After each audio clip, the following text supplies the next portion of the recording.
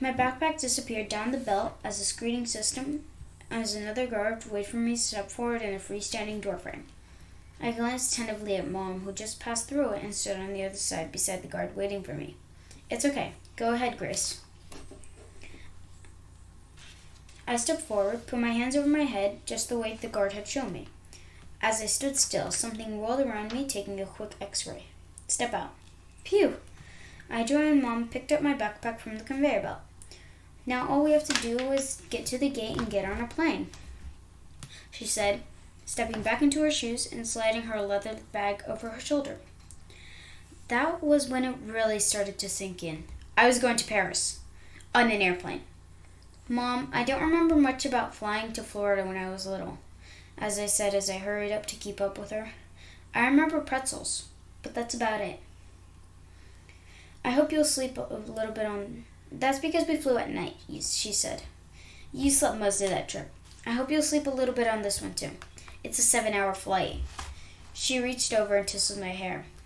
But I didn't want to sleep. I wanted to remember every moment.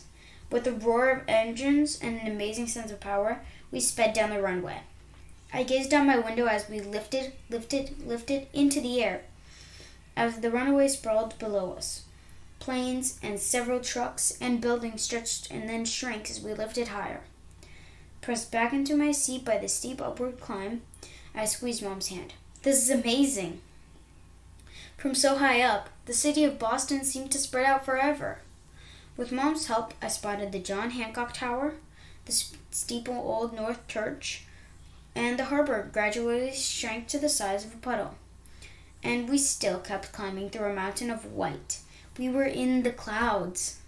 When the plane leveled out, I looked down on puffy cannonballs, lit by the golden sun.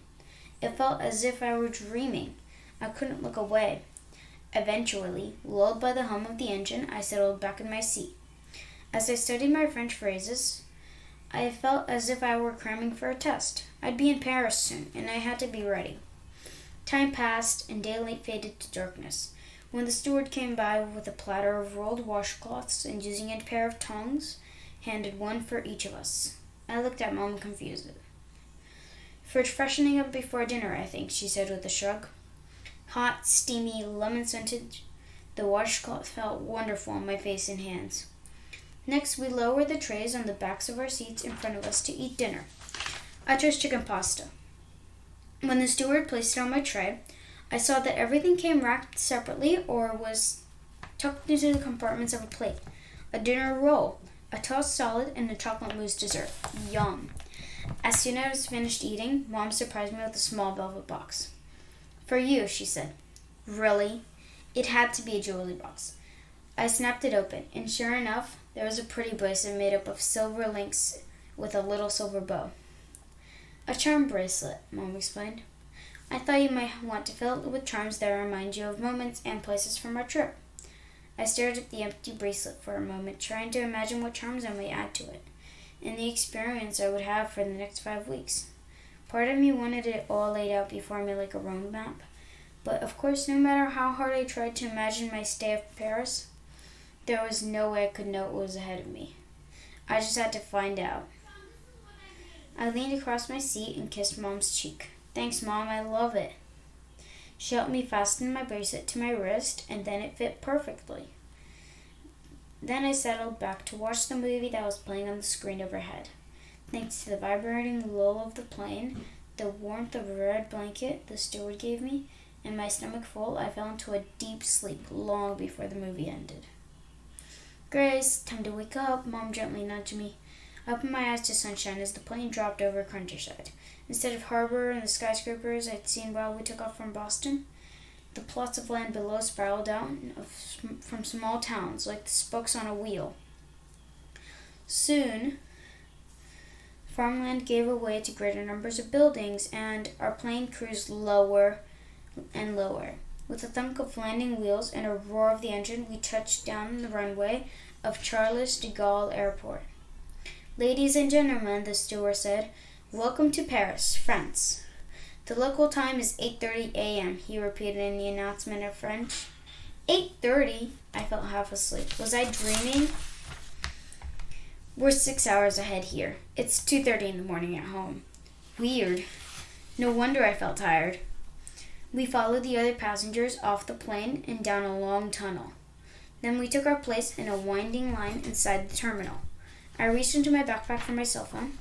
Mom had already turned off the phone's calling ability. Since it would be too expensive to make phone calls home from France, I could still use my phone for taking photos. We were in Paris. Better start getting photos for the travel blog. Arrêtez-vous. No cameras, no phones. A uniformed woman with a French accent and pinched forehead swept down on me.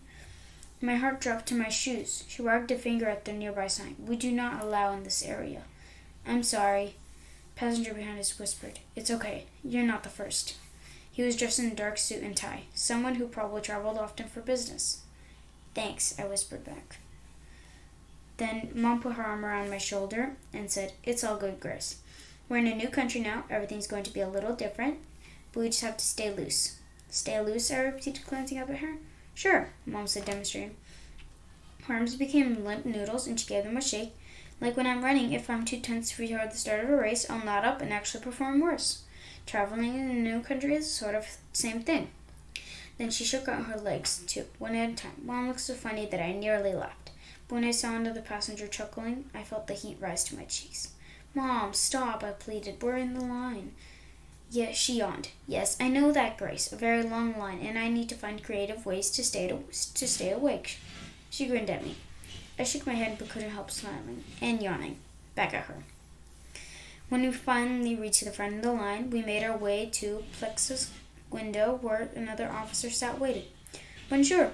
Passports, please. Mom pulled out our passports and answered a few questions about the purpose of our visit and how long we intended to stay. Officer studied her face for a long moment as if making sure who she was, and she said she was. With an official stamp on the pages of each of our passports, he motioned us on. Here we go, Mom said. Stay loose, I said under my breath. At the baggage claim, we waited for our luggage to drop down the conveyor belt to a revolving metal track. That's mine, I said. Seconds later, Mom's luggage appeared too. From there, we wheeled our bags outside and hailed a taxi. Mom explained that Uncle Bernard and Aunt Sophie were very apologetic about not meeting us at the airport. Like many Parisians, they didn't own a car. Plus, Aunt Sophie on bed rest and the bakery to run, it was difficult for either of them to get away. The taxi driver, a gray-haired man with crinkles around his eyes, explained, Bonjour, madame. Bonjour, mademoiselle. Bonjour, we replied. It felt weird to be saying hello to a real Parisian this time, rather than just practicing with Josh. The taxi driver placed our luggage in the trunk and opened up the back door for us. He sat back down behind the wheel. Mom leaned forward and showed him my aunt and uncle's address on a slip of paper. Parlez-vous anglais? She asked. Un peu, he said, very little. Could you take us to this address? Oui, madame. I watched out my window like a hawk. We merged into traffic on the freeway. At first things, it didn't seem so different. Industrial buildings, billboards in French, and a big blue IKEA store. But gradually we traveled into the heart of Paris. Very narrowing, tree-lined roads that wound past fountains, parks, and old buildings. L'Arc de Triomphe, the driver said, pointing at the distant magnificent arch at the center of a fan of roads. What followed was some sort of long explanation in French, but I only understood one word. Napoleon, which I learned from Mom that ruled France after the French Revolution. In the turn on every road, we saw people. They were strolling, bicycling, walking dogs of all sizes, painting at easels, resting on benches, boarding buses, disappearing downstairs to subways. They wore dresses, suits, blazers, barrettes, scarves, skirts, and they sat outside cafe tables, drinking coffee and reading newspapers. They carried what Mom called baguettes, or long loaves of bread from bakeries, and drove the smallest cars I've ever seen. We crossed a wide, winding river. The Seine, Mom said. Left bank, the driver added, pointing down the river of symbols to Paris. I recognized it instantly, rising up towards the white clouds. "Mom, it's the Eiffel Tower," I squeezed her hand. "We're really here." "We certainly are." At the very corner, I spotted blue signs on the sides of the building, which started with Rue de this and Rue de that. Rue in English? Easy. That must mean street. At the corner, the driver pulled over. We were here. Mom paid in euros, European money that she got in exchange for US dollars at the airport. And voila! While we were there, our driver setting our luggage on the sidewalk. "Au revoir, madame. Au revoir, mademoiselle." I mustered my courage. "Au revoir, monsieur." My words came out garbled, but the driver waved anyway and smiled as he climbed back into the taxi.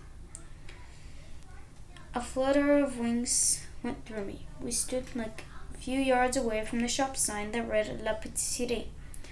The shop's front window case boasted a colorful assortment of bakery lights. Outside, customers lingered a few small round plates and chairs. "This is it, Grace," Mom said happily. "We're finally here." I wasn't sure I was ready. My shoulders and neck started to tense up. "Stay loose," I told myself. "Ready or not?" And then I took a deep breath and pushed back my shoulders and followed Mom to the door of the shop.